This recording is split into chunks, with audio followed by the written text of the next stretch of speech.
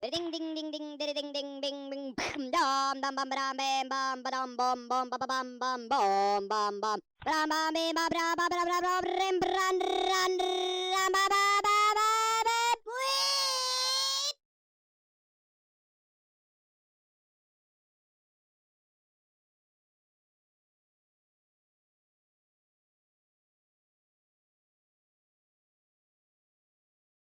Ding ding ding ding ding ding ding ding ding dum dum bum bam bam. And welcome to this week's episode of DF Direct Weekly. I'm John Lindemann, and I am joined by two colleagues. This is a different show than usual because we're missing the main man himself, Richard. Instead, I have with me Alex Battaglia. Hey there, John, and of course our other mystery colleague today. I'm excited to talk about this week's news. Oh yes, our next colleague is of course the Annoying Thing, followed by Tom Morgan. Welcome. Hi there, how's it going? I thought you were going to say followed by Crazy Frog. I'm like, oh, for God's sake. No, you know, that's how we do it here. So unfortunately, there will be no What's in the Box, Rich, this week, but hopefully that'll return very, very soon. This week's a little bit light on news, though, gentlemen, but we have some interesting things to discuss. So, you know, we're going to talk about patches of things like Mortal Shell, which got patched on PS5. Tom's going to weigh in on the Cyberpunk thing. We have to talk about Alex's new PC upgrade, touch on Crysis Remastered for PS5, Oddworld Soulstorm, and a bunch of other stuff along the way as well, including the questions from the community. So, gentlemen, without further ado, shall we get started? Let's start. So, topic one on this week's news list. Mortal Shell. Tom, you took a look at this not too long ago. It's a Dark Souls-ish style game. The developers just released a patch which ups the resolution on the game on PlayStation 5, and I think they may have just made a huge mistake here. Yeah. So, why don't you fill us in on what's going on? So the game shipped at a lower resolution, basically, than the Xbox Series X version. And, you know, people were a bit up in arms. You know, it was 1440p versus 1800p on Xbox. And, you know, this isn't the biggest deal, really. I think we talked about it last time I was on here, that resolution doesn't matter so much, you know. And this is one of the classic cases where there are so many things, tricks going on behind the scenes that kind of you can definitely pass with 1440p. It's no worries. So 2 weeks later, the developers gone back in and just added 1800p to PS5, and it's tanked the performance. So if I recall originally, when we first looked at it, it ran better on PS5 because of the lower resolution. Yeah. And we were actually commenting that they should reduce the resolution on the Xbox version to help that run better.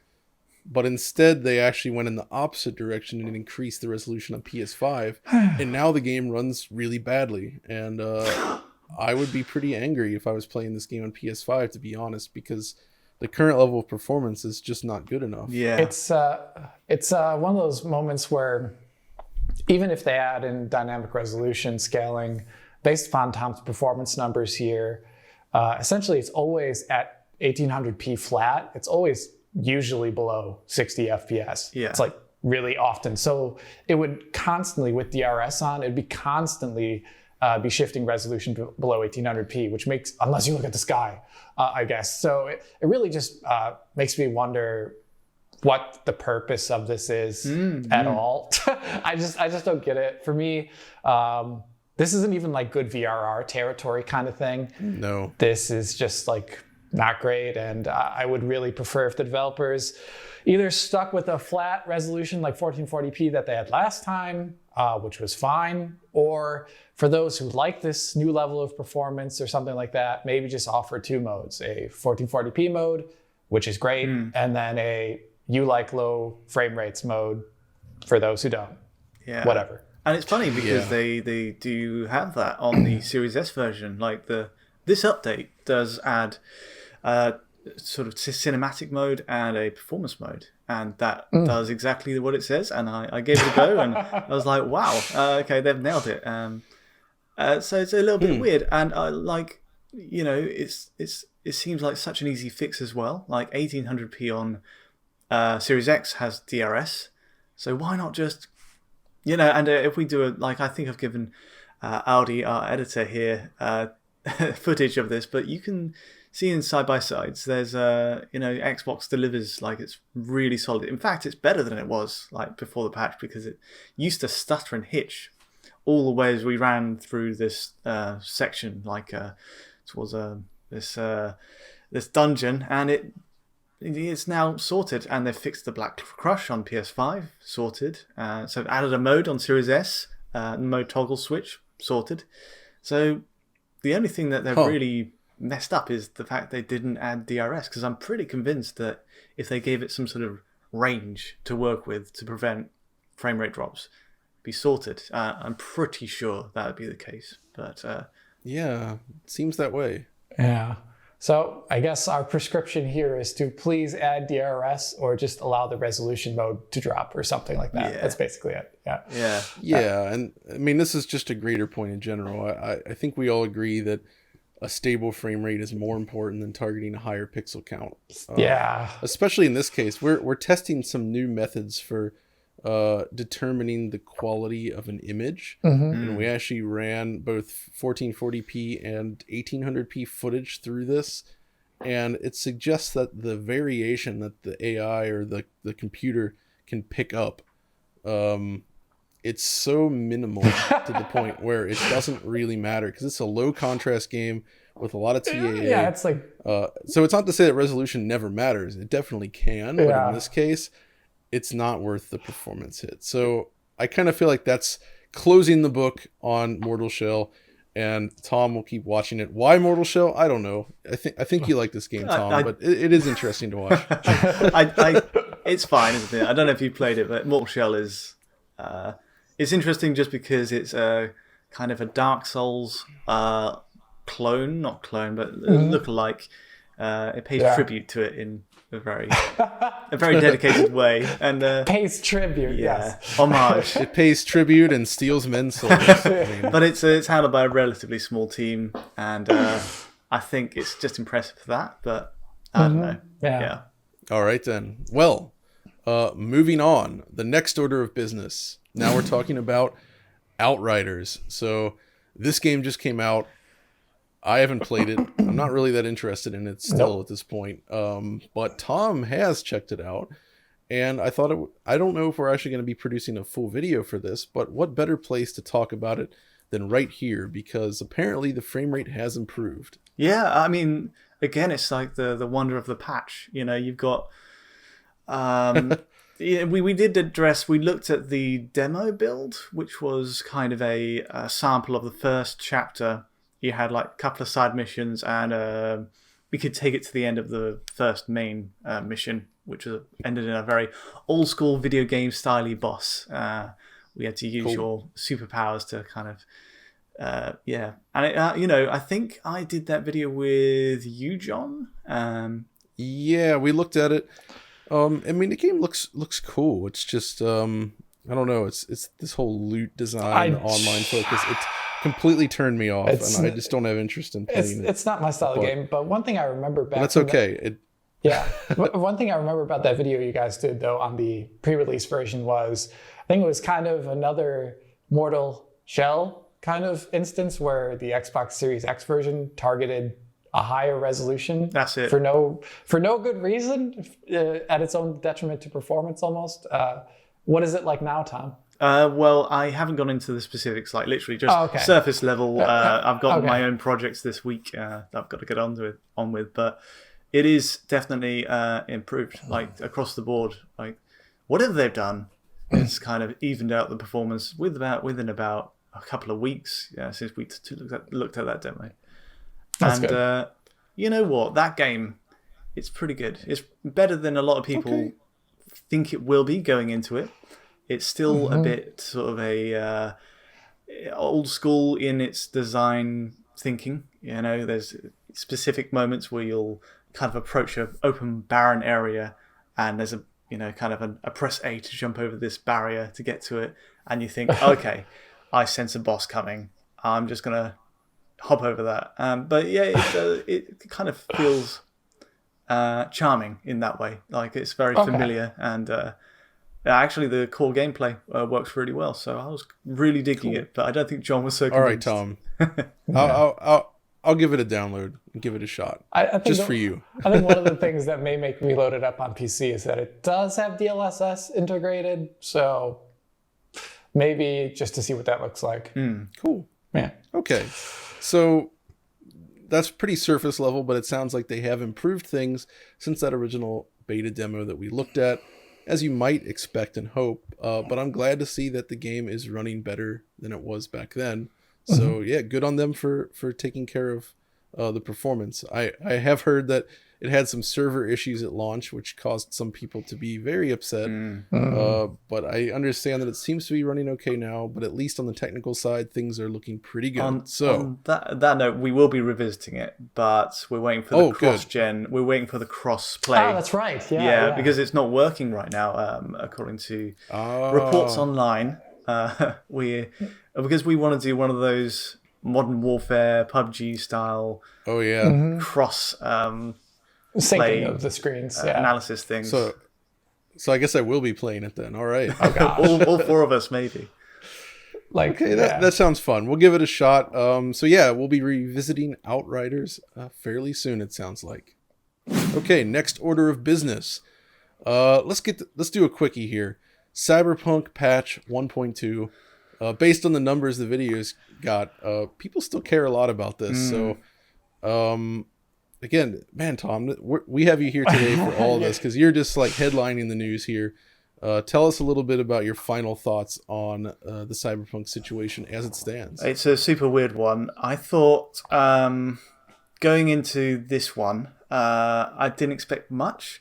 And actually, I'd focused on the base consoles because I thought, all right, well, maybe there's something, those are the ones most in need. But it turns out PS4 Pro is the console that actually benefited the most again. And the story, the headline really ended up being PS4 Pro is now more playable than it's ever been. And it's kind of reaching the point, I didn't say this in the video, but it's reaching the point where it's approaching Series S in terms of general stability at 30. Oh my god. Wow. We're impressed, aren't we? What does Crazy Frog think? What would he think? What would Crazy Frog do? It's like WWCFD. You pretty much just do that. That's what I do. I'm amazed you've got that. Did Audi send it to you? No, that's actually thanks to one of our patrons. Audi. Oh no! And it's like, can I send this to you? And then Audi very kindly gave him my address. And sure enough, yesterday we opened a box and there he was. So yeah, it's certainly something. But that's good. That's good. But yeah, Cyberpunk. Yeah, sorry. Cyberpunk.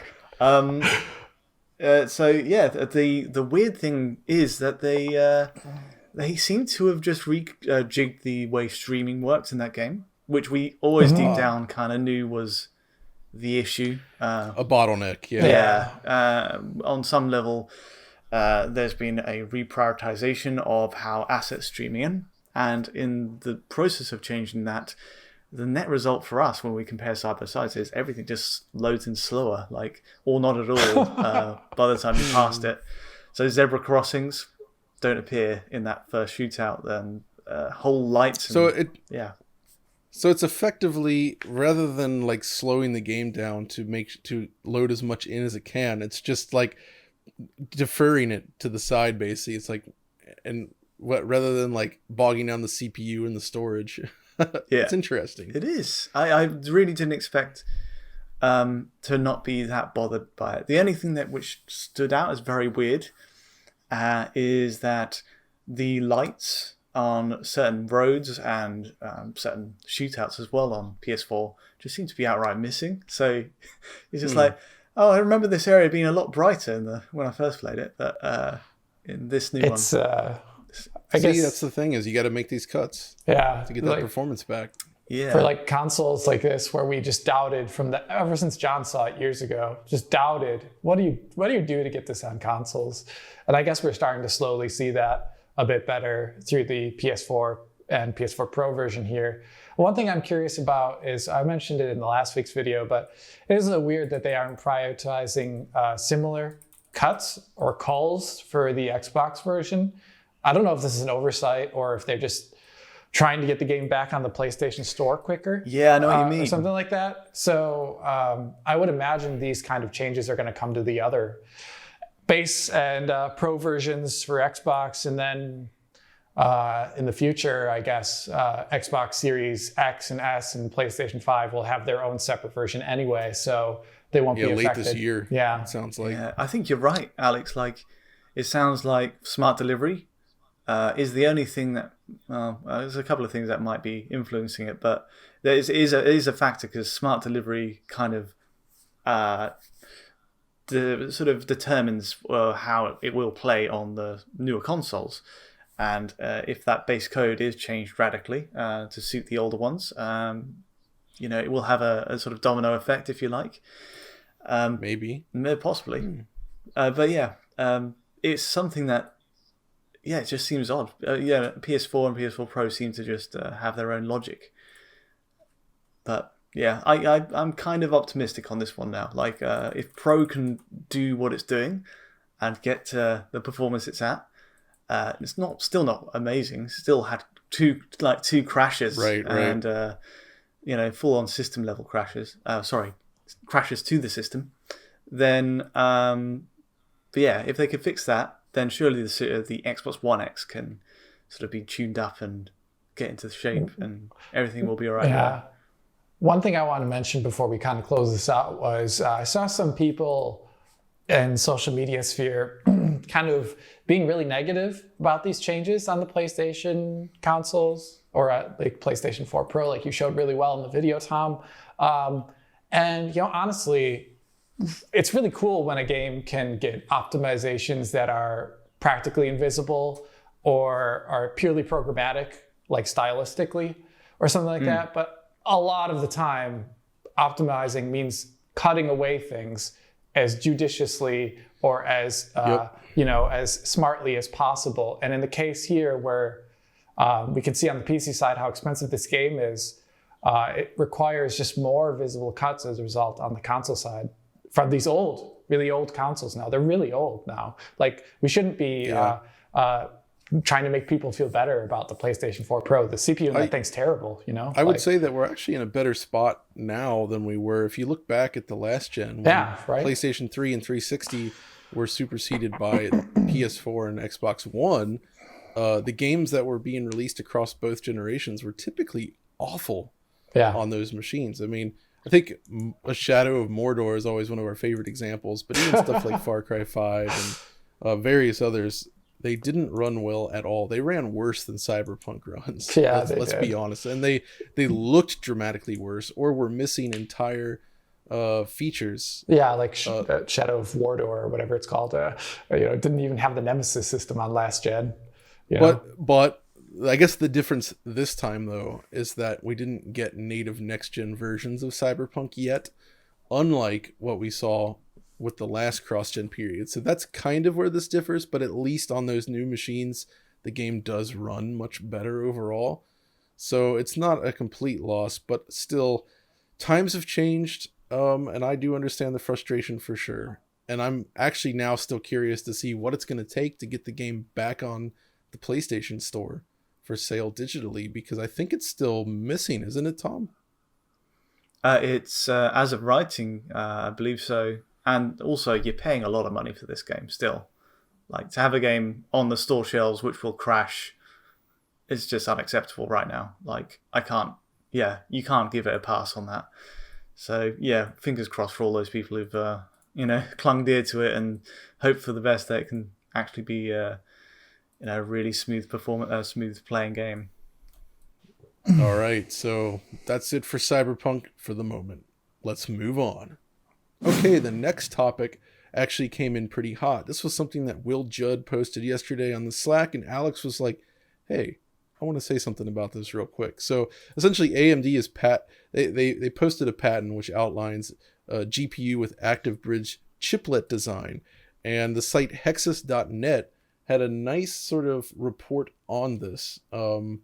So what's your takeaway here, Alex? I just recommend everyone look at the article if they can find it online. If not, we'll link it. And basically the idea is borrowing a bit from what AMD has been doing in the CPU space for a while now to increase the computational capacity of their chips by kind of attaching chiplets to the substrate and like having multiple discrete CPUs communicating with each other across some sort of interface. And this is the first time we've seen the idea really attached to the GPU. And it's really interesting because one of the parts that makes GPU and CPU design for these larger size, like when you start scaling them up, is that as a part of like the amount of like viable chips you have from a wafer of like really large chips, like let's say like RTX 3090 size chips, is lower. And chiplet designs help mitigate that a bit by allowing smaller things being combined together, so less failure rates.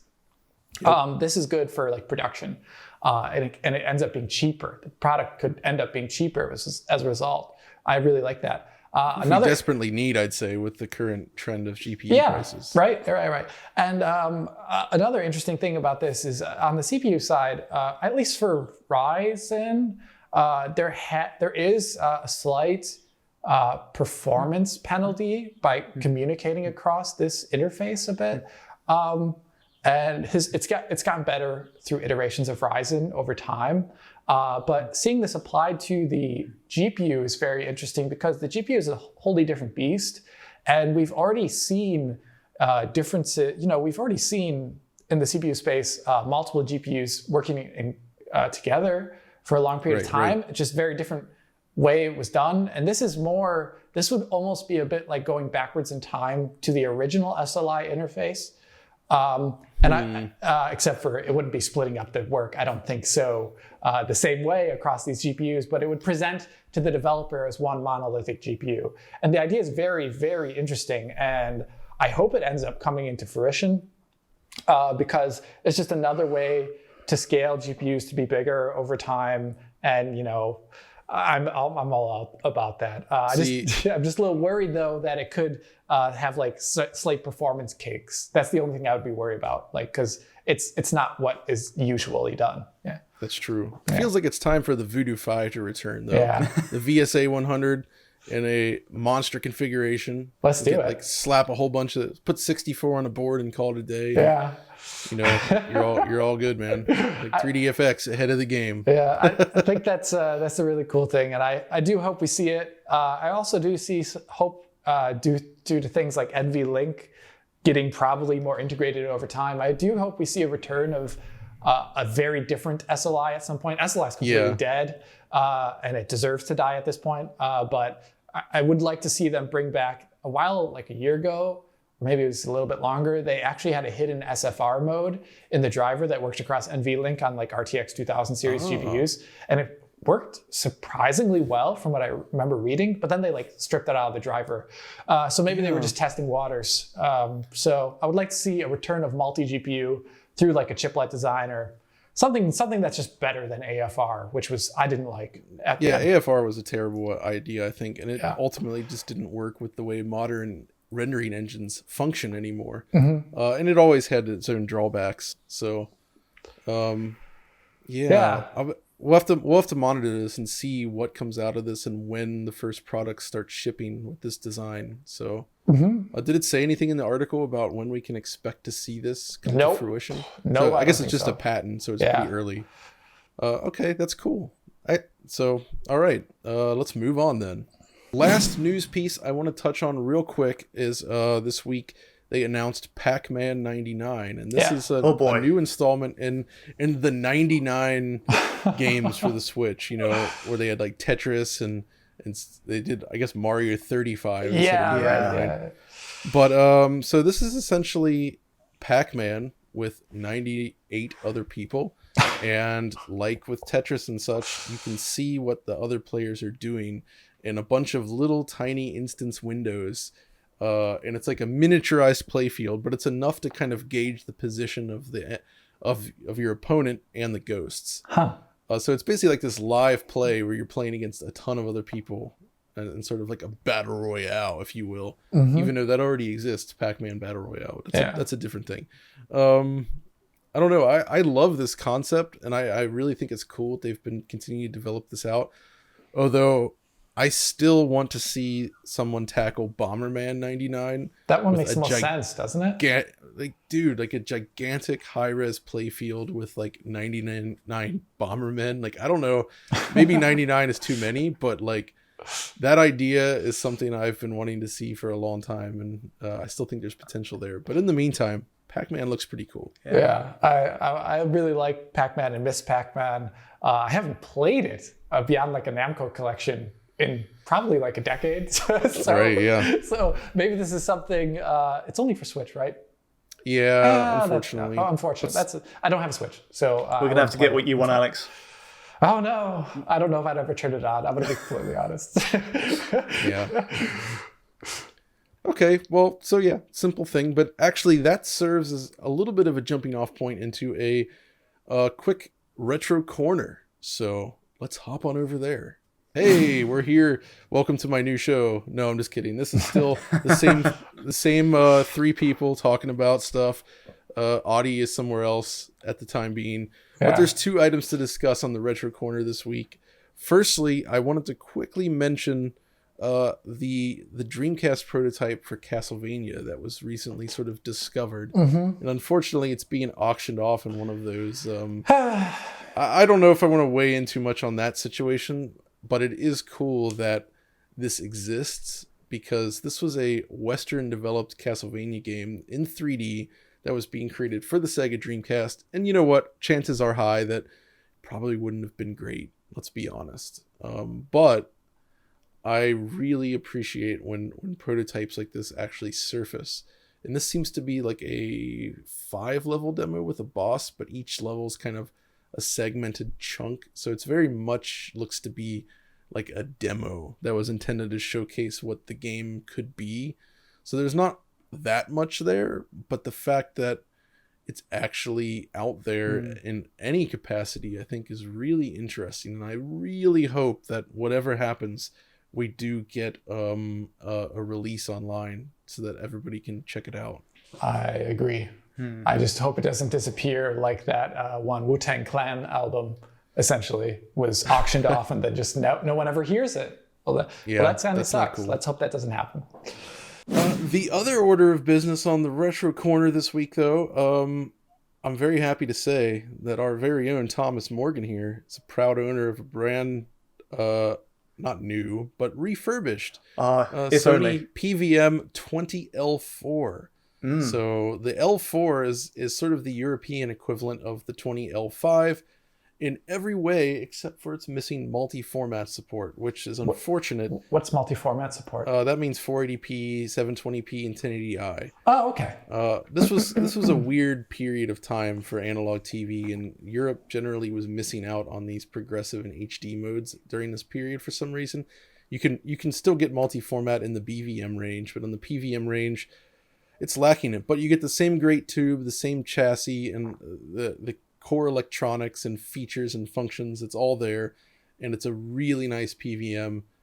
I should know I have 3 of them of L4s. Even though I'm using a BVM as my main, I have 3 L4s because one of them started to have an issue. So I immediately panicked and was like, well, I need to obtain more of these. I want to, I'll ask you about the issue in a second. I did get this 20L4 from a really, it was an eBay selling, and it caught both of our eyes because I posted it to you, John, first, just to say, hey, is this a good listing? Is this a good deal?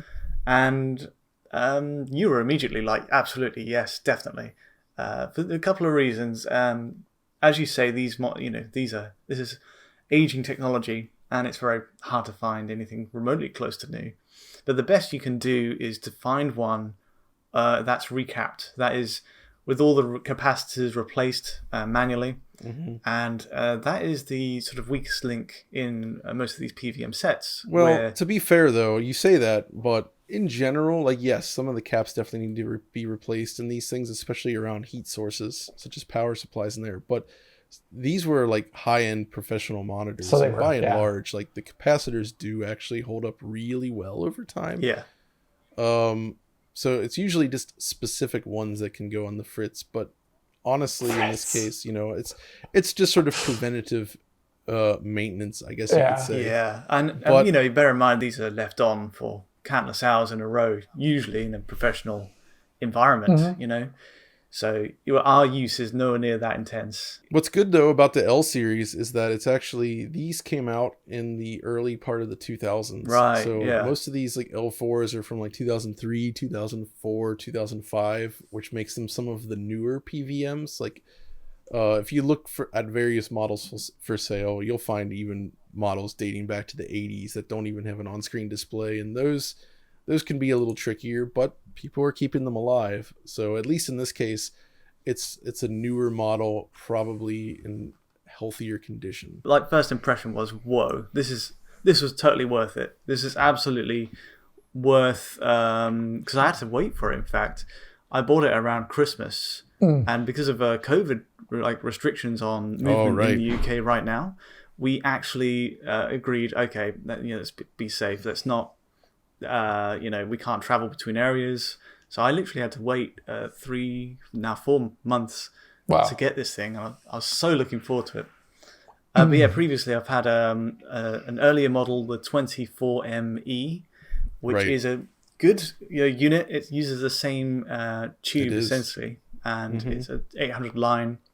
But the problem with that, because it's older, the actual it just seems like it's worn out, and everything appears blurry towards the fringes, and there's only a small sort of circle in the middle where it's sharp, and it became really obvious after a while. It's like, it's a lovely crisp, it's a lovely colourful image, but the crispness is kind of diminished. And there could be fixes for that, but yeah, I assume you just didn't want to deal with it. But you didn't like throw it out, right? Like I hope you've given it a good home, because it should still be salvageable. Hopefully. Well, it should be, yeah. It's just literally in this room here, behind me. So if anyone wants a 24ME, hit me up, and it might need a little bit of tuning. There tweaking. You go. So if you're around Brighton, which is where Eurogamer is at, maybe send us a message, send Tom a message, and might be able to hook you up with a good deal for a monitor that needs some work. A little bit of work and it'll look incredible. Right now it looks good, and it's got one input. But this new one, jumping to it, I was like, wow, that was worth it. It's like, it's a big leap. It's a big leap, and the edges are all sharp. The scan lines, especially, I think I made a tweet on this, but the scan lines across the whole screen are absolutely pin sharp. And it came with a BKM expansion module as well, which was in itself quite. That's right. It had the BKM 129X, I think. Yeah. Yes. What is this? Which adds the second RGB input. Which that card is really nice. I have one of those as well. But yeah, it's an expansion module that's very well suited to this. So that was another great find there. Good. Yeah. So like all combined, it's like the seller said, right, well, it should be good for another 10, 20 years before you start seeing degradation. Any sort of major degradation. Yeah. So cool. That sounds good. Keep an eye on it. The one that I had issues. It was a weird problem that's been difficult to diagnose. It still works, but occasionally while you're using it, the screen will like click and flick and get blurry for a second and then come back. And oh boy, I took it to the CRT wizard and we discussed this, and it seems to be arcing in the neck in a weird way. And we did all sorts of like maintenance on the boards and the neck board and everything, and checked out all the various components. And it could either be something going on with the flyback transformer, or there's actually something going on in the tube itself. So it's kind of a tricky one. The thing is, though, is it'll work fine for dozens of hours, and then you'll get a run of it where it happens a lot. And then, but it worried me, which is why, I wanted to make sure I have spares just in case, because who knows what's going to happen there, because it looks great still. But for now, though, I've been using a BVM. Which BVM model are you using there? The 20G1E, which I found a nice deal on last year, and I really like this one because it's an 800 line tube, because a lot of the BVMs are 900 and 1000 line tubes, but I actually don't like the way they look as much with retro content. It's a little bit too sharp. I feel like 800 line is kind of my sweet spot. Some people actually prefer the 600 line look, but 600 to 800 is kind of where I like to be for these games. But the main benefit of the BVM is really, it just allows much more granularity in settings configuration, so you can really dial in convergence.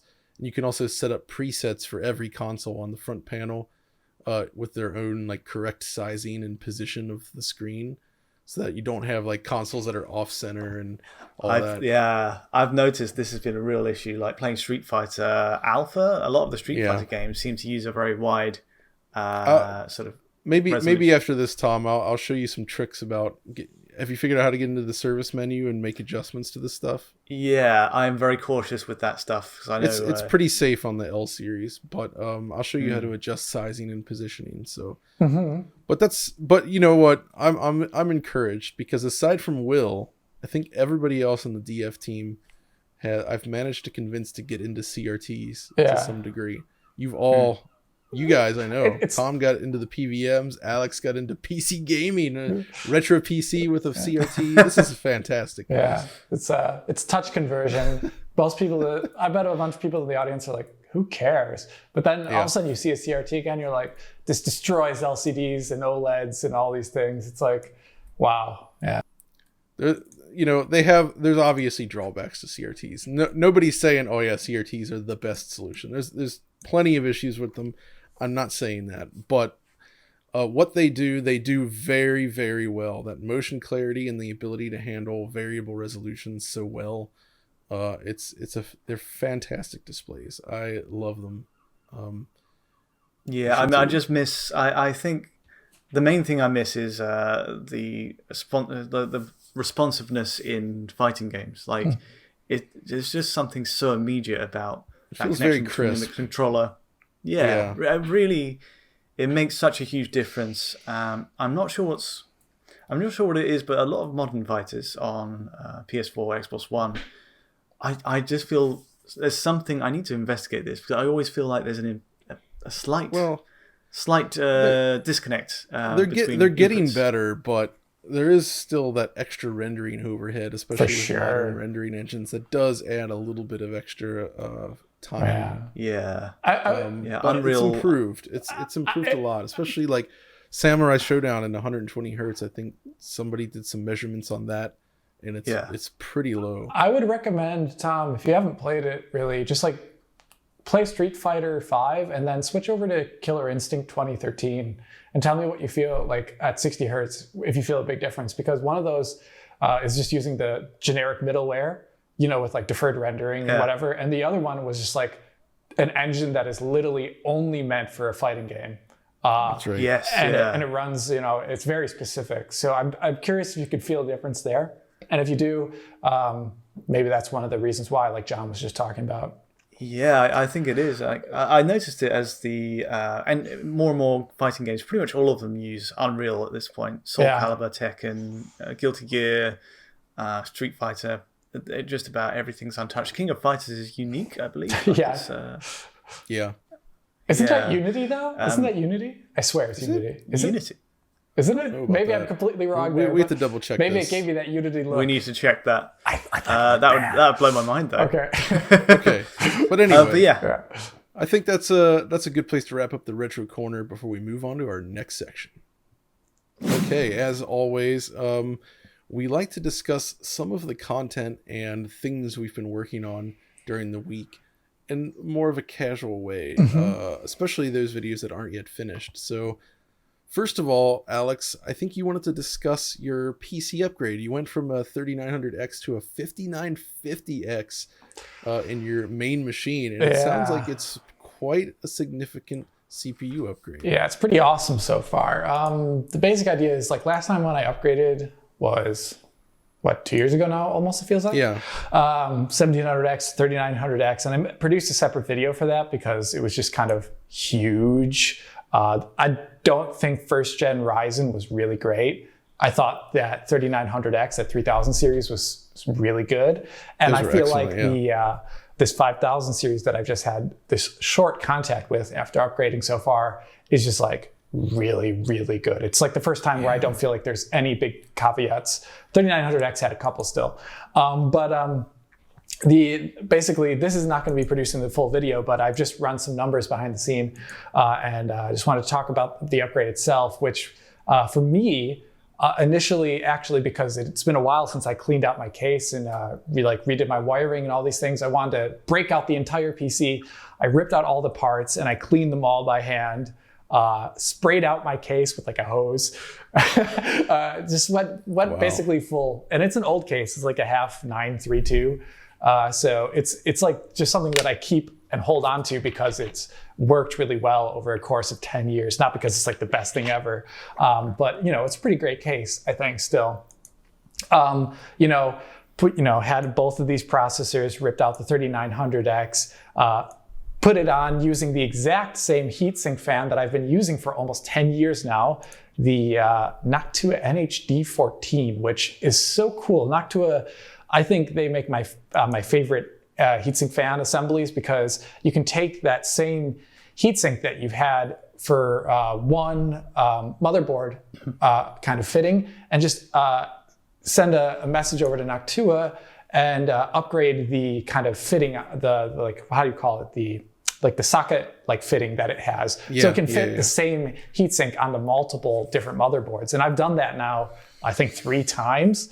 And each time it's just like, I just get a little tiny package in the mail and that's it. And I have my exact same heatsink that I've had now for 10 years and it's still a really good one. So I just am using that, kind of love that iconic off-colored look that Noctua fans have.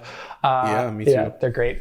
Kind of, for me, this upgrade is good because this is going into my PC, which I actually do all of my production work on. Lately, I've switched over to the 10900K for actually doing the game testing.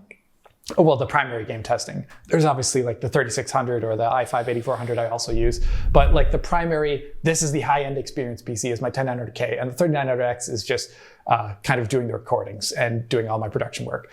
So that was one of the upgrades I was originally interested in seeing how much it improves. And I did that by checking out an HEVC encode time on a very slow HEVC. Recently, my Tony Hawk Pro Skater video, for some reason, like the bit rate in that game just it's insanely high.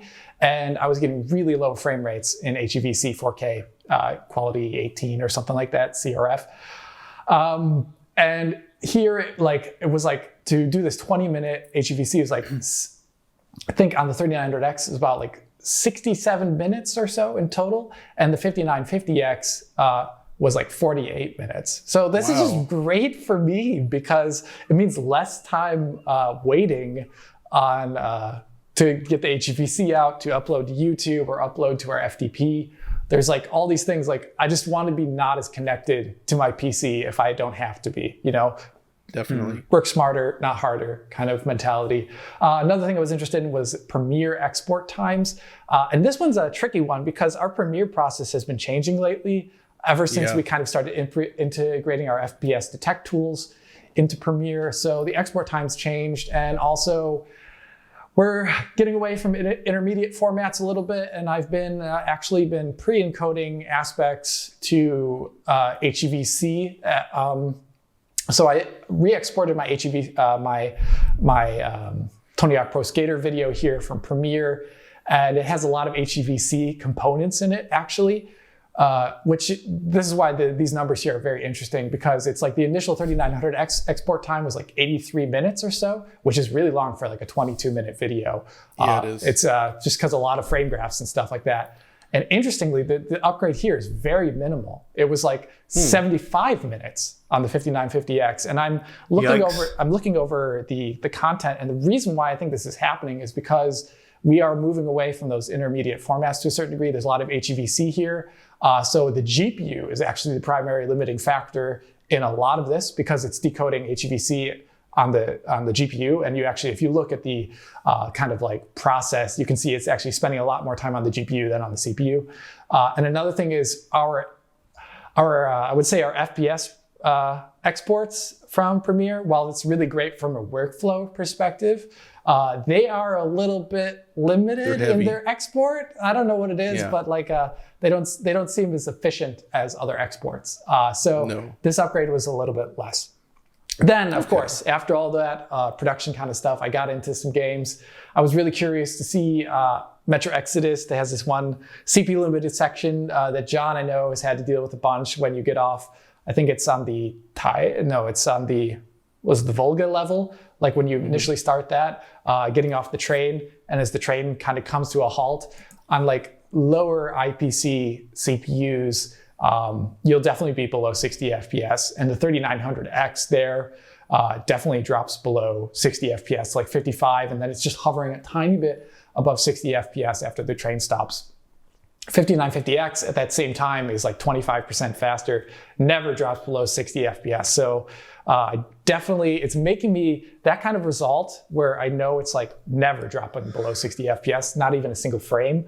It makes me want to reconsider using my 10900K and switching out my kind of gameplay PC to the 5950X. But there's more results. Flight Sim, for example, on average, just running across London at like really low resolution here at our high settings, kind of the optimized settings we've developed for this game, it's like 64% faster on average. It's like 60 FPS-ish on the 3900X, and it's like just like almost 100 the entire time on the 5950X, which is awesome for Flight Sim. It's amazing. That's incredible. And that game is one that barely uses more than 6 cores. So that's just all the IPC and frequency. The efficiency is way up there. Efficiency is way higher on Zen 5000 here. And but the frame times are still wonky, honestly. They really need a patch in DX12 for this game. It's pretty bad. Another thing I wanted to check out was just some like 2 games that I'm always interested in making sure they're running better with the new CPU upgrade. And I did check out Crysis Remastered. And I did an onslaught run where I'm just basically running the tank across the level. And that could see like around a 44% average faster frame rate, not even getting near 60 FPS at high settings. At 4K Ultra DLSS performance, I wanted to do that because it's CPU limited on the 3900X and because 4K, higher resolutions in Crysis Remastered and I guess Crysis 1 itself run worse on the CPU, like I talked about in my videos multiple times before. So I wanted to see what is the 4K performance like, and it's a lot better. And then I did the kind of ultimate test, which is looking over the town. And it's like 89% better performance there. It's like below 60 FPS at these settings on the 3900X and above 100 FPS at 4K here on the 5950X. I'm pretty sure that's a better result than my 10900K.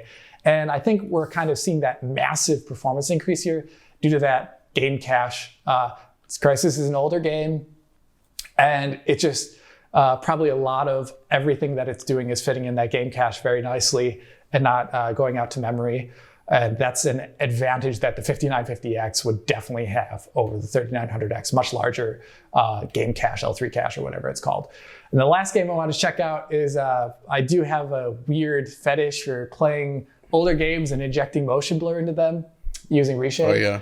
And one of them that I'm always kind of laughing at is Halo Reach. They took out the motion blur in that game, much to my disappointment on the re-release of it in MCC. So to run this injected motion blur, you need around like 360 frames per second.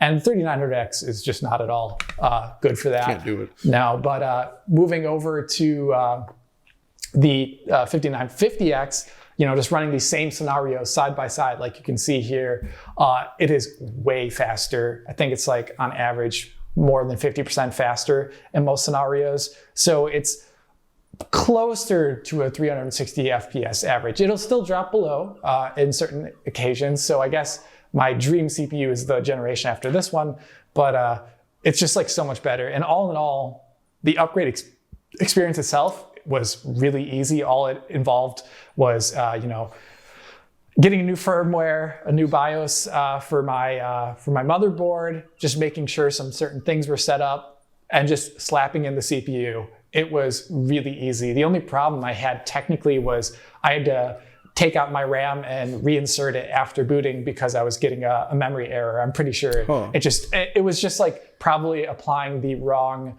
voltage and timings after the CPU was set up. That's what I imagined. So I just reset CMOS, took out the RAM and put it back in, set it back up to 3200 megahertz, and all was good. The next thing, so 59, this Ryzen 5000 series, I love it.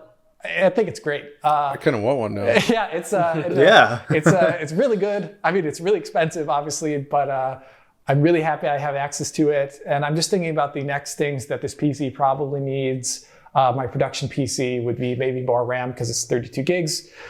64 would probably be really great for a production machine. And it's still running like an ADATA 2.5 gigabytes per second PCI 3 kind of targeted NVMe SSD. And given now that it's like fully unlocked, awesome Ryzen PCIe 4.0, maybe one of those 7 gigabytes per second, something or another's could find its way in here, which would be pretty awesome. But the takeaway from this is I'm seriously considering doing all my gameplay kind of from the high-end perspective on this PC now instead of my 10900K, which is impressive. Yeah, that's quite a thing, and that's a lot of information there. Yeah, that sounds phenomenal. I have to admit, to bore the audience, but there's hopefully some visuals on the screen here to make this a bit more interesting than me just talking to the camera. Yeah. Okay. Moving on from there. Sharp right turn. Tom wanted to quickly talk about, and I stress quickly, talk about the PS5 backwards compatible loading times using SSDs, external drives, I think it was. Yeah. Tom, this is a project you've kind of had in the works for a while, and I think you're still in the middle of this. But what's the deal here? Yeah, it's still very much in progress with this. It's quite literally a waiting game.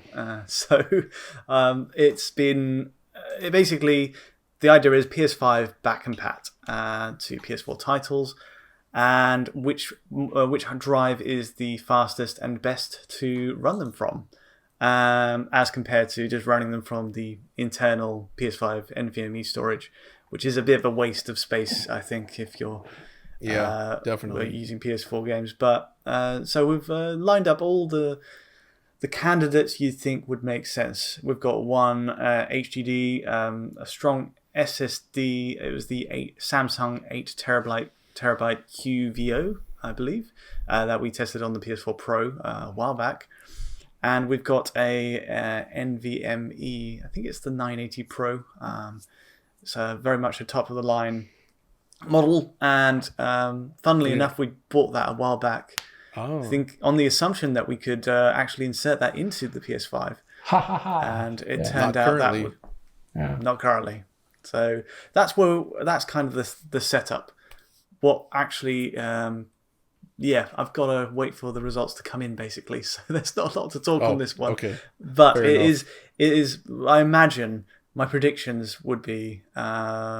HDD, SSD, and then a small sort of boost to the NVMe when running externally, like plugging it into the USB port. I also found a few snags to the whole thing. A few, what's that? Like the PS5 has compatibility issues with certain cables. Like I was trying to get that SSD, the 8 terabyte Samsung QVO to work. Yeah. And we used a fairly generic off-the-shelf USB to SATA connector for our PS4 Pro tests, and that worked perfectly.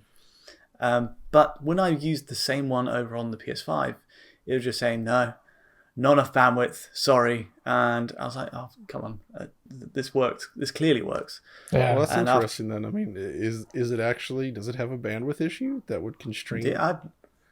makes me Yeah, wonder now about testing it on the PS4 if it's Yeah. not that the PS4 actually has the bandwidth necessary to fully take advantage of this, I guess. Yeah. But it was enough for Rich to say, okay, I'll send you he's gonna drop a better one on me, and it'll be hopefully sort this out as a Sabrent model one. Yeah. AirDrop. Sorry, that's what I was looking for. Thank you, Alex. You caught me. Yeah. So it's a few issues here and there, and I think we're going to use Cyberpunk to do our massive read and write test, because that's about 100 gigs now. I want to do Modern Warfare because that's now well in excess of 213 gigs, but it feels like they've broken it up into parts. Like they've got your big Warzone chunk and then the Modern Warfare chunk with all the little parts in there, and then the Cold War side as well. And it feels like it's gotten a bit messy for a transfer. Yeah, so. I know what you mean. Okay, well that actually sounds really interesting then, Tom. I'm also curious about this because you're right. For backwards compatible games, I do prefer to store them on an external drive, but I'm always kind of concerned that it might be limiting the performance in some way. So definitely I will keep an eye out for that. So as for myself, I don't really want to spend too much time talking about this, but there's other things. So first of all, Crysis Remastered, the patch came out. At the time of recording this, it came out yesterday. And we had early access to the Xbox patch because they were going to whitelist the console, but we had to wait until launch to get the PS5 patch. So the Xbox results are out. I did actually play the first few stages of Crysis Remastered on the PS5. I think Alex and I are going to return for another video on that, but preliminary tests suggest that it's pretty much as we thought, where the resolution is lower on average, and the performance is up as a result. So essentially, you really get close to locking to 60 FPS. The performance mode seems to be basically flawless thus far. The RT mode, which is 1080p on the PS5, is also almost flawless. And then the quality mode is shockingly almost there as well, except for in a couple, basically the second mission in a couple spots and one other area a bit later on. We'll have all those details soon, but it's the news is that it's looking good on there, and HDR works, which is also key, since that wasn't working on the other machines for some reason. Even though it did work on actual Xbox One and One X, it doesn't work on the Series consoles. So hopefully that'll also get corrected in short order. I'm going to be kind of plugging away at this today and tomorrow, and we'll talk about it pretty soon, John. And the reason you're plugging away at it is because I've been working on a video for the new Oddworld game, Soulstorm, which again, I suspect by the time this goes live, that video will be out. But it's a game I've really been enjoying. As a fan of the series, I really like what they've done here. It's very systems driven. Lots of like very legible AI and level design concepts that sort of reward sort of this emergent play style.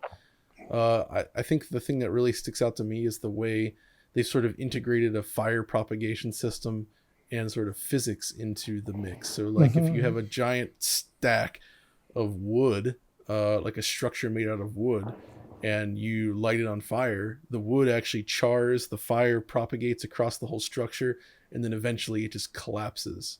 And this is a really interesting thing for a 2D game like this, and it really makes the encounters feel much less rigid than they were in the previous games. So, and there's a lot of experimentation you can do. There's crafting, and I don't normally love crafting, but it's very streamlined here, and it really allows you to be creative with your tools and create some very cool scenarios. And then I also love how the level design, they've sort of created, it's a 2D game, but the levels have this remarkable depth. Like in some parts, you'll walk across this ledge and you can see out the entire level before you, like all the pathways that you'll traverse over the next 30 minutes, all the little objects you can use, the enemies, you can just kind of see it all out there in the distance. Whoa. And it really gives it this sense of scale, like, oh, I'm going to be over there in like 20 minutes or 30 minutes. Is it and you can see it. Is it depth of field? Is it depth of fielded out at all, or what is it? No, not really. Oh, interesting. I mean, to think we've come a long way since parallax scrolling. Yeah, right. Yeah, it's a really clever use of level design where it's like the background is not just a background; it's actually like actively where you're going. And also at times That's so smart.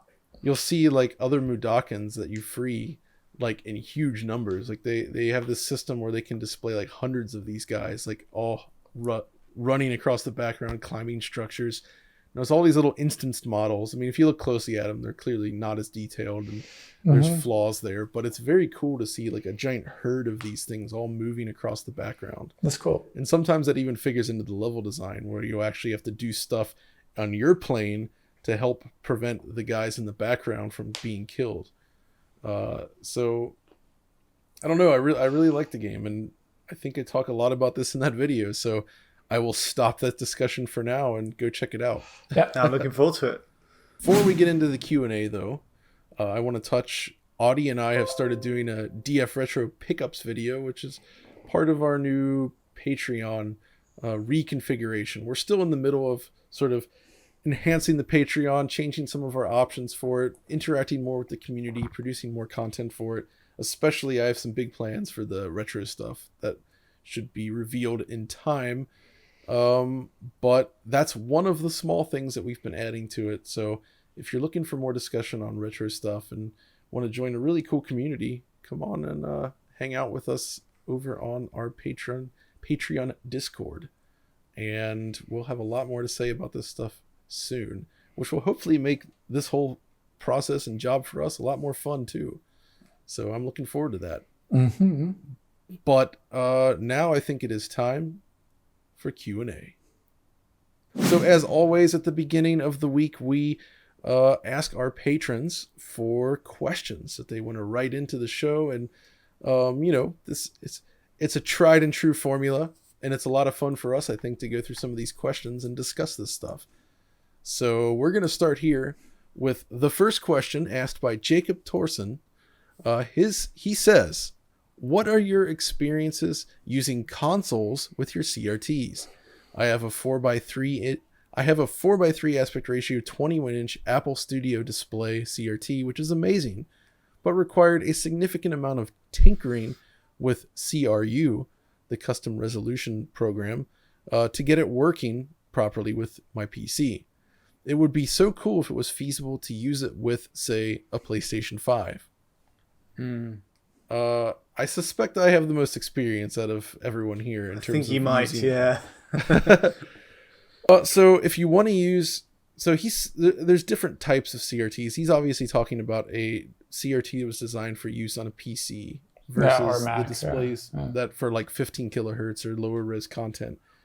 This is about using a modern system on one of these displays. And really the simple answer to this is, at least in my test, is you need a capable HDMI to VGA adapter. And I forget the name of the one I'm using, but essentially you just plug that into your system of choice, plug the VGA cable into that, and as long as you send a supported resolution to the display, you will have your beautiful image appear naturally. So like on the FW900, for instance, that can do over 1440p, but obviously, not all consoles output that. So, just selecting like 1080p on that system looks, on any of the systems, looks really excellent. But you can also go lower res as well. For instance, if you have like an old GameCube or something, or you're using like a line doubler that puts out 480p, you can connect that to a PC monitor as well, and you get a very nice looking 480p image. It really just comes down to converting that signal from HDMI to analog VGA and finding a good adapter to do it. Now, if you wanted to actually use modern equipment with a PVM or a BVM, it starts to get a little bit crazier. In my case, I'm using like an Extron Emosha of some sort I like to convert my signal down all the way to 240p, so you can play like pixel art indie games and such at 240p, at 240p with on an interlaced display, and it looks really cool. And there's other devices to do this as well, but That gets a little bit more complicated, but if you just want to bring your modern console onto a PC monitor, CRT, it really is just about those adapters. Mm-hmm. The next question comes to us from Christopher Huang. You guys often have to deal with spiteful criticisms and supposed debunks on Twitter and YouTube targeting your analysis and comparison videos. How does the team handle the vitriol on social media and the hate around your has the hate around your content changed since committing to in-depth video content? Oh boy, do we ever face this stuff all the time. Who wants to tackle this first? Well, I can speak on it a little bit. I think we've all been kind of at the subject to it. I think it goes with the territory, not to justify it in any way, but it does. It feels like it's part of the subject that we talk about is the console rivalry, and with that comes a lot of people who are very invested in their console of choice, and rightly so, because they've spent a lot of money on like their new Xbox or PlayStation. And I think clearly what happens is people get into arguments, maybe, and they look to us to give kind of like the deciding verdict on which runs better. And at that very basic level, it can rile people up if it doesn't go their way. I think fundamentally we just present what we see as best we can in the most effective way we can, and just be as transparent about the processes we use to get to that point. And that's pretty much all we've got to that's the best we can do. And if there's patches, there's things that happen later in the game, there's all sorts of areas of a game which we can't 100% wrap our hand around, and that can come up on Twitter. And see, the thing about this though is, as I think over the years we've changed a lot in terms of what we want to cover.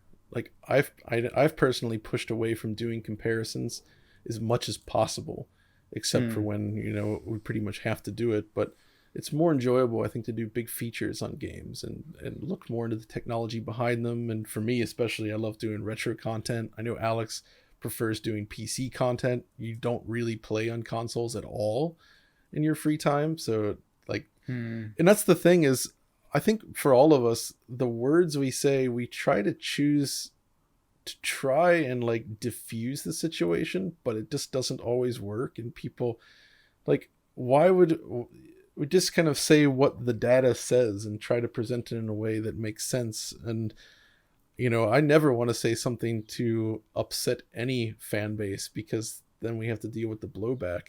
But sometimes it's just not possible. If you're presenting certain information, people will. It was especially weird with that Tony Hawk video you did recently, Alex, where the result was pretty much they're just about identical. Yeah. And they're both fantastic. And people were still getting worked up over it. I'm like, I don't understand. This is, everybody gets a great version. Yeah. Everybody should be happy here, but somehow they weren't. I just think, any sort of person who is so invested in these things, I don't think I'm going to make them ever happy, regardless of what I say. So I'm just kind of ignoring it now to a great degree, because I don't have any, as people say, I think metaphorically, hat in that race. I just play PC games, and I literally only want the PC version to be good. I don't care. I don't care about the other versions at all. No. Beyond the fact that I cover them. So so it's just I just don't care as much anymore as maybe I did a year ago, and I would get really upset about it because I just didn't like the idea of people twisting my words or saying I'm incompetent and all these other things that I just didn't feel were maybe justified. But nowadays I just kind of go about it by debunking something only if it's some sort of misrepresentation of something I said. Other than that, I actually don't talk about it too much. Yeah. Yeah, I've managed to cut down on it this year after a rough launch, and occasionally I still get heated up, but in general I just try to ignore it more often these days in the last few months, and it has been generally more pleasant. Yeah, maybe it's because we've kind of just left that first wave of titles for the next gen consoles, and it's kind of eased off a little bit, hasn't it?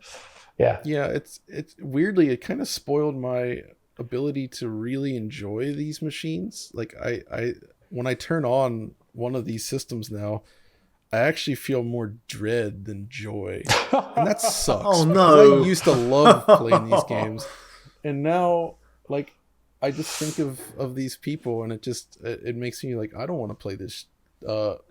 Almost, pardon my French, there, because it's just depressing. So a lot of the games that I do play are not the ones that I'm covering. Yeah, but I mean, I still enjoy a great game when it comes along. I love the Demon Souls. I'm loving Oddworld right now.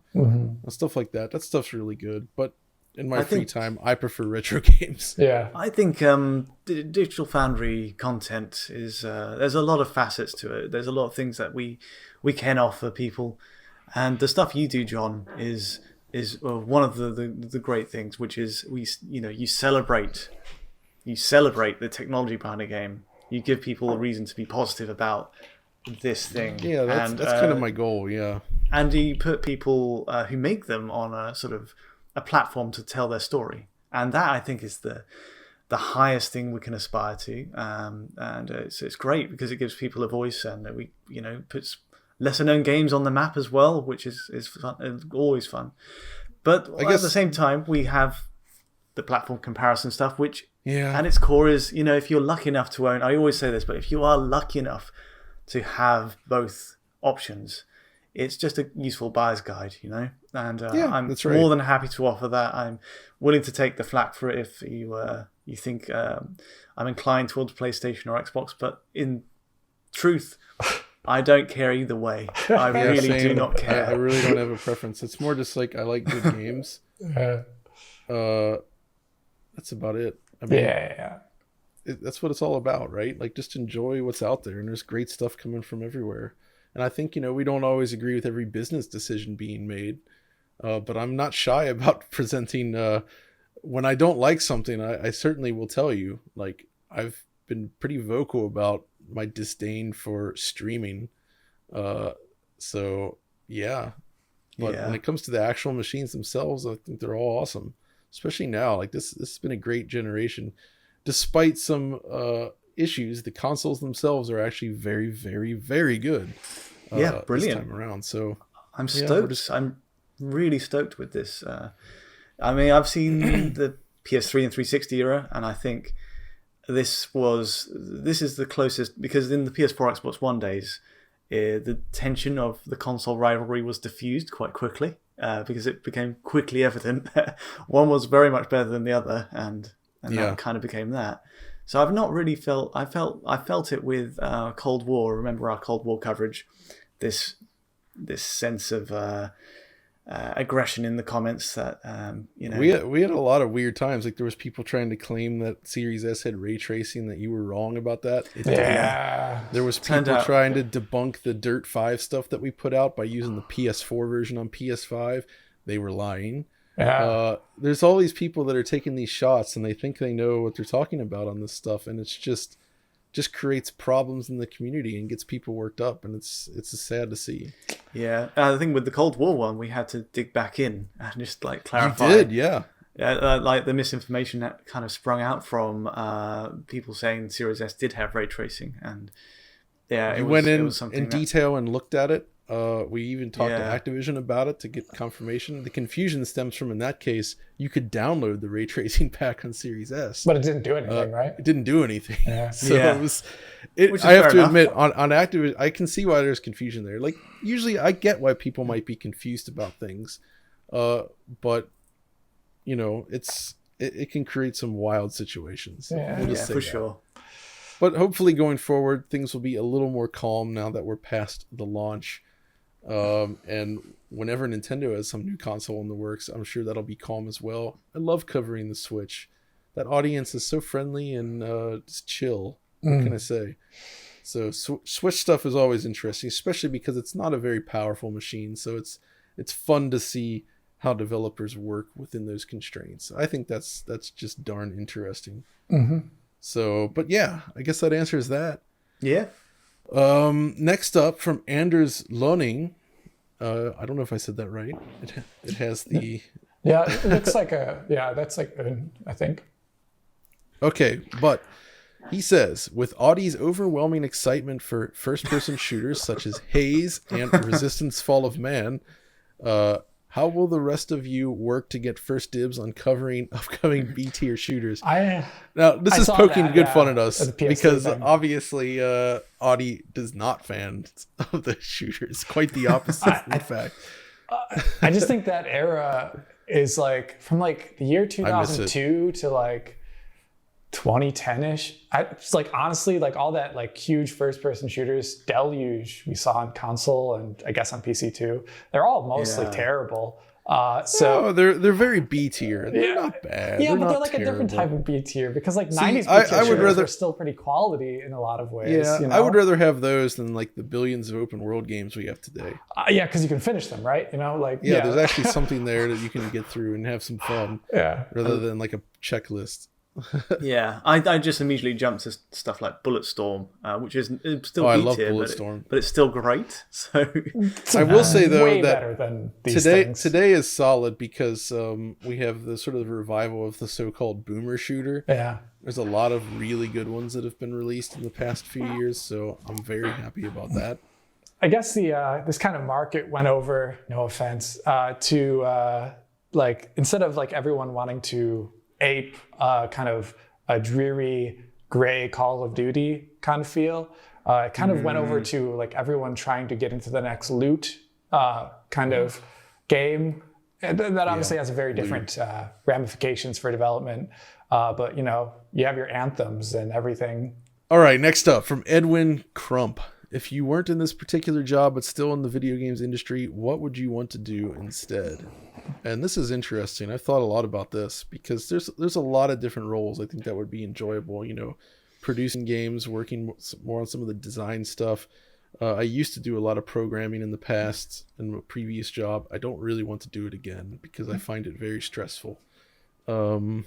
So I probably wouldn't get into that, but you know, maybe there's so many roles on modern projects today, and there's plenty that I think I could jump into and I would like to try at least.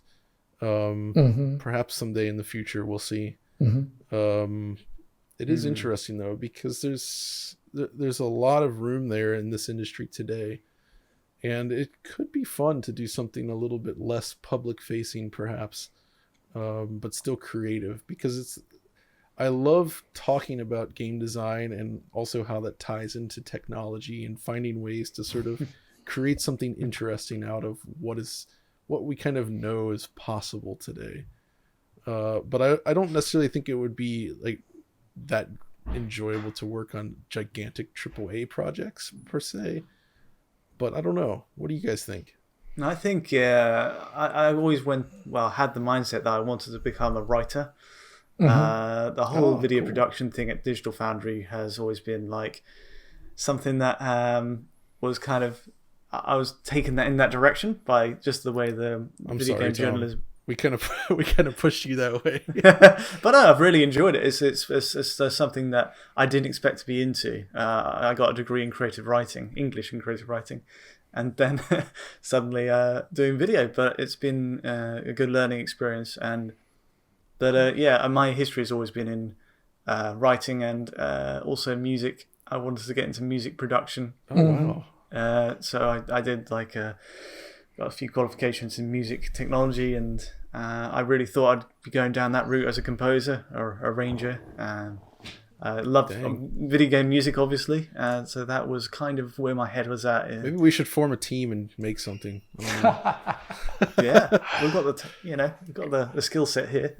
Yeah, but if not for this, I guess video production now, because I know what to do with it. So yeah, exactly. Kind of production work like this is What about you, Alex? I guess if I were still in the video game industry, I would probably want to work as like a tech artist, kind of like doing just kind of exploring options in like the pre-production phase of a game would be really good to kind of like hammer down like what kind of systems do we need to enable the gameplay. That would be something that I probably, given the breadth of knowledge I've gathered, I'd be actually useful at. Other than that, it would probably be picking up a skill with one of the main engines, like Unreal, and doing probably like scene lighting. I would have a pretty good understanding of that. Scene lighting would be really interesting. So, you're right. I like that. I like that too. I probably want to do one of those two things, and I have technical experience in both of them. But to like, if I just wasn't doing DF, I don't know if I'd want to do video anymore because I've done it already. Yeah. I could do it well enough, and I could, punch them out quickly probably, but I don't know if I'd want to keep doing that if I ever stopped DF. I guess if I were to stay in doing video production, I would want to do something more like what Danny does with No Clip. Yeah, that's way cool. Or actually making more ambitious projects. Like that would be, rather than cranking out like so many videos per month, and they all feel pretty throwaway in the end. Unfortunately, I would love to do something more significant like that and really kind of grow in there. And I've been slowly working on, trying to get my 3D modeling skills up and hopefully do more with that. But there's just not time to integrate this stuff into DF videos because the production cycle's so fast. Yeah. So I it wouldn't does say feel like we're a little bit hamstrung by the release schedule. Yeah. I would say that some of your DF retro stuff, John, is far from throwaway. Like that Tetris video will stand the test of time. I don't know. Well, yeah, that stuff I do put more time into, but still, I feel like there's greater room to move on that. So I don't know. I think for all of us, there's different potential roles there. But for now, I do mostly enjoy what we're doing at the time being, and love especially working with Rich. So yeah, and you guys, of course. So thanks, John. Thank you. Oh shucks. But to get back to business, we have BN12 asking a question. What do you think, or why do you think that the PlayStation 5 SSD speed advantage has not manifested in games yet? It has. It has, exactly. With even load times being generally very close to the Series X. That's the point. Which is also fast. But also, is Control Ultimate Edition being significantly smaller on PS5 a sign that other developers are not utilizing PS5 compression technology? It's a little bit odd. It might be. Yeah, Tom? I was going to say the two games spring to mind immediately with the SSD loading. Not multiplats necessarily, but stuff like Demon Souls and with the fast loading between areas. And Ratchet as well, I believe. Spider-Man, yeah. I mean, the Ratchet stuff we've seen, looks very impressive. Spider-Man was also unbelievably fast.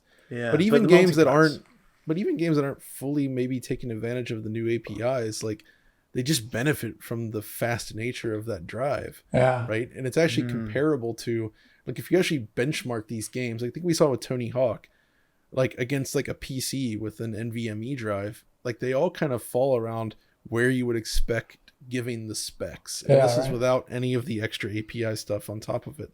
So it feels like it's doing exactly, it's still early days, but we see the advantage very clear. And it's light years beyond last generation. I think just one thing. I think the person though, like the speed difference advantage in comparison to the Series X, I think that's what they're getting at. And I just honestly don't think like if you're looking at these load times, it doesn't feel like they're big. I think the example I used was, what was the game? Marvel's Avengers, where they redid their loading to actually use like the lower level APIs, and it was marginally faster on PlayStation 5, but that's only because you're looking at such low numbers already for loading.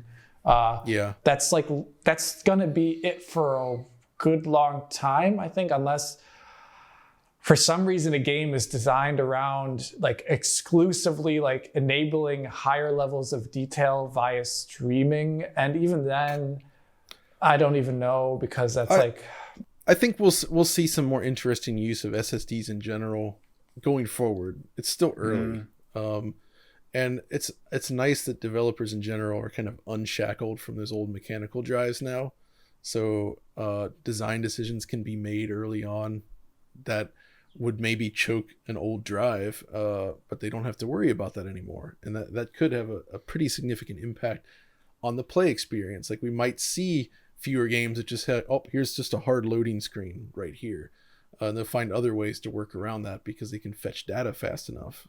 Yeah, I think also the question regarding Control Ultimate Edition, we can't know that, but I would just guess, yes, I've heard things about a certain level of availability in the PlayStation tools to compress your data easily versus that which is on the Microsoft side currently. So yes. Cool. Next one comes from Joe Tanko. You guys and others have previously referenced not yet fully baked Series X and Series S development tools, which explains why much of the early stuff coming out doesn't fully leverage the capabilities of the system. I think Phil Spencer even commented on it at one point in late 2020. At this point now, have you guys heard of any developments with the Xbox DevTools environment? And I think the answer is kind of yes. Yeah. But I don't know how much we can say. I can just say that I've heard that GPU compiler got better. Mm-hmm. That was a big one. That's the one. Compiler was. We'd heard plenty of complaints about this in the past Yeah. on older machines as well. Yeah, so I've heard that got better. Probably still it needs work to be done though, because we haven't really seen direct storage usage so much so yet. Maybe that's just because we're early gen, but that's about it. I don't know. But I wouldn't look at anything that's happening now and like pin hopes.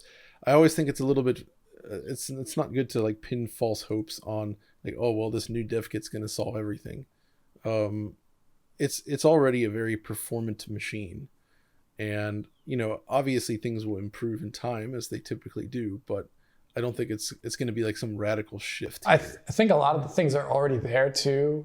They just haven't been used yet because the games are not using them yet. Like mesh shaders and variable rate shading. You need to like integrate those into your engine and like think about it from a design standpoint. Yeah, exactly. So it's going to take a while for Xbox Series X to be fully taken advantage of on the GPU side, definitely. Precisely. And, well, I'm sure we'll see that soon enough. Yeah. So definitely keep an eye out. Last question from Nirvanes. Hey guys, I feel like most of the time movement/traversal is the most important aspect in a game. It's one of the simplest yet hardest things to get right. With that said, what's your favorite run cycle, both from an animation and as a mechanic perspective? Gosh, I mean, I've spoken about this at length in the past regarding how critical it is to get the movement right. The feel of a game, the feeling of locomotion is so critical to enjoyment. Like, you've got to nail that. And I feel like it's a lot easier to put down a game when it fails at this, when simple movement feels bad. But when you pick up a game that just feels good to play, you want to explore its content more. So it's definitely important, but nailing it, as he said, it's quite challenging to get it quite right. It takes a lot of trial and error and work and refinement. I think we're looking at, with this question, it's a good question, by the way. There's a tussle between how good it looks and how good it feels sometimes. Yeah.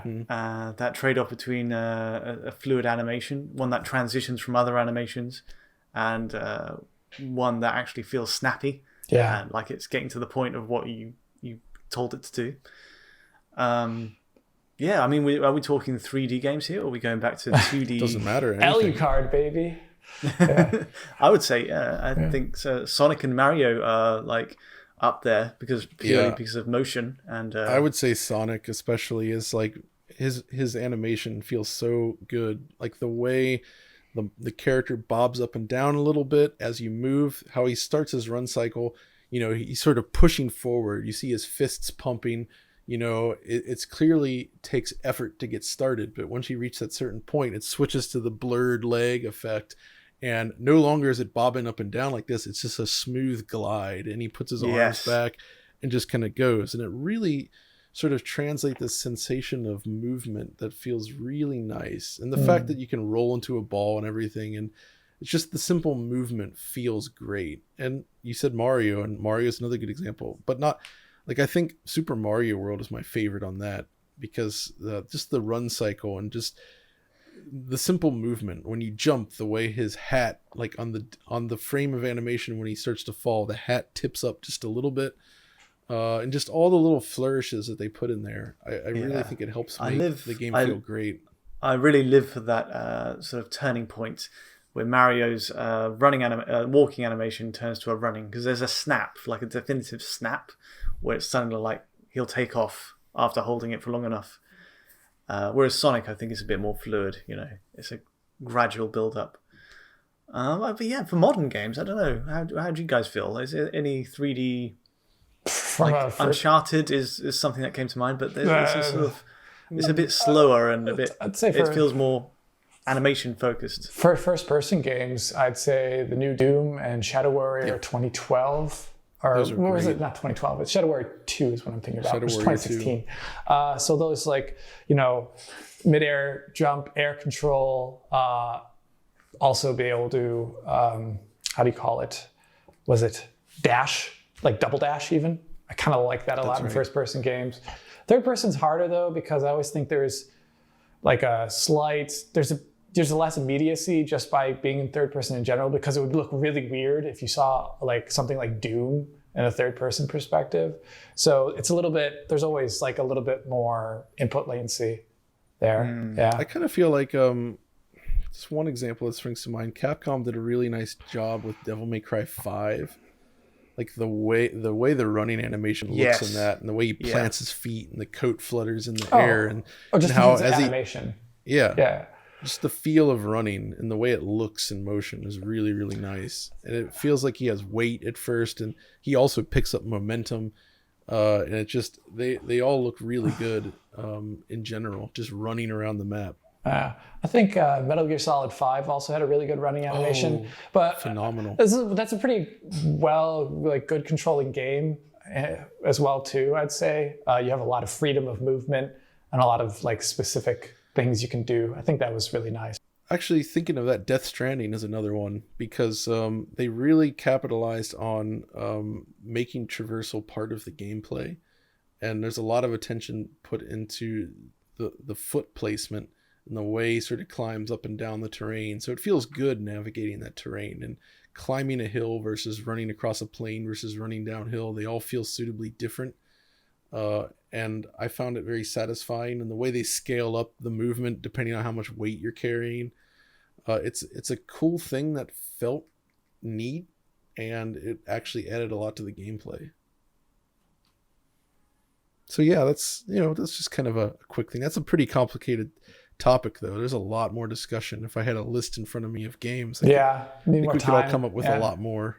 Yeah, I was going to go with Sekiro and From Software titles. I really like that.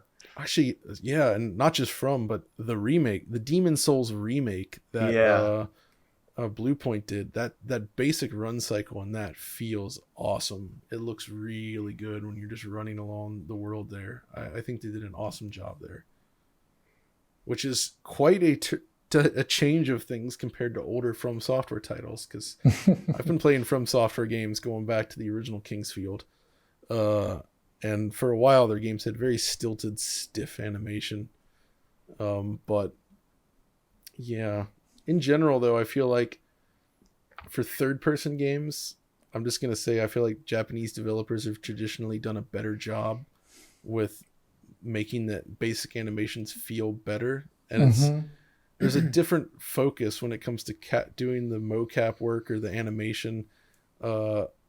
I think that there's just two slightly different approaches to how they artistically envision characters moving through the world, and you can definitely see a difference. Like a lot of the US developed and even Europeans, they have more of this like forceful big personality stomping through the world, kind of. It's where a lot of the Japanese action games feel more elegant and more focused on this like fast, precise movement, more about poses and such, rather than like this forceful power. I think that is a big difference in stylistically, but I would still like to praise at least the Gears games ever since like Gears 3 or so.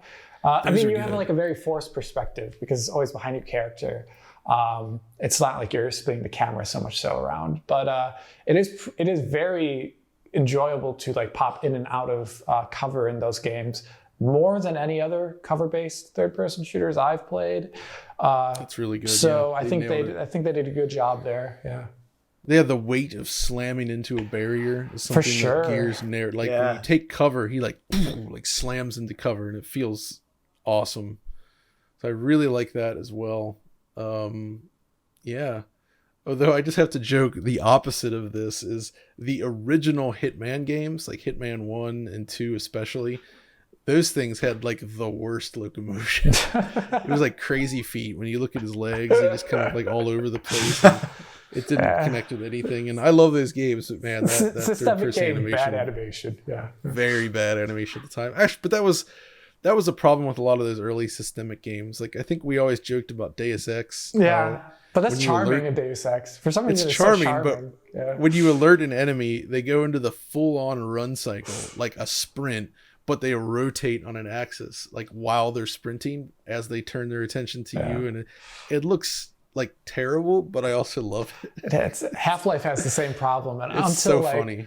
Until actually recently, this makes me laugh, but until recently in Half-Life, your frame rate dictated enemy turn rates. They finally fixed this in a patch like a year ago. I forgot about that. So like if you would play at anything higher frame rate, like enemies would just like be like groan towards you for like over half a minute. It's pretty fun. Yeah. Gentlemen, thanks for joining me on this. Since, of course. It was my turn to host, I guess. So you guys were great. Lots to say. It was a fun chat. Of course, big thanks to the patrons for writing in and supporting the show. And yeah, definitely give us a look over there and maybe come hang out in the really cool Patreon community that we're working on. And again, we'll have more details on that soon. But if you enjoyed this specific video, as always, like, subscribe, ring the notification bell, all that good stuff.